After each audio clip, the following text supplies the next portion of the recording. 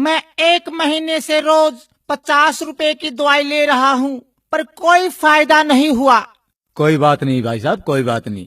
कल से मैं तुम्हें 40 रुपए की दवाई दूंगा, 10 रुपए का फायदा होगा।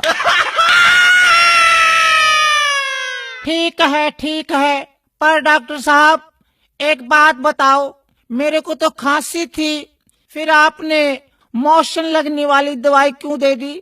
वो इसलिए तू अब खांसने से पहले 100 बार सोचेगा। ठीक है डॉक्टर साहब, मेरे इस मोटे पेट का कुछ करो। इसका तो सिर्फ एक ही इलाज है। वो क्या डॉक्टर साहब? तुम रोज सुबह 2 ही रोटियां खाया करो। ठीक है, पर एक बात बता दो डॉक्टर साहब, ये 2 रोटियां खाने से पहले खानी है या खाना खाने के बाद में? ओहो, चल रोटियों को छोड़ो।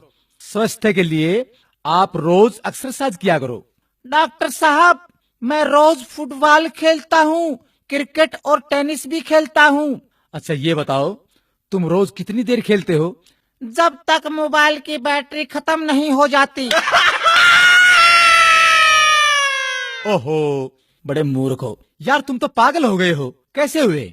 मैंने एक विधवा से शादी की, उसकी जवान बेटी से मेरे बाप ने शादी की, तो मेरी वो बेटी मेरी माँ बन गई। उसके घर बेटी हुई तो वह मेरी बहन हुई, मगर मैं उसकी नानी का शौहर था, इसलिए वह मेरी नवासी भी हुई।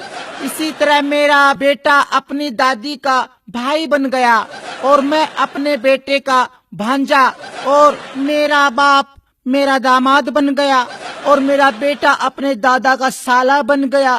और अबे चुप कर, मुझे भी पागल करेगा क्या? लो ये मैं दवाई लिखता हूँ। डॉक्टर साहब दवाई जरूर लिखो, लेकिन कड़वी मत लिखना। अरे चुप कर बैठ। डॉक्टर साहब दवाई जरूर लिख दो, पर कड़वी मत लिखना। मैं तेरी खातिर 1 किलो जलेबी लिख दूं? बैठ जा, ज्यादा मत बोल। डॉक्टर साहब पर्चे पर ऐसा क्या लिखते हो जो सिर्फ मेडिकल स्टोर वाले ही समझ पाते हैं? मैं लिखता हूँ, मन्ना तो लूट लिया और तू भी लूट ले।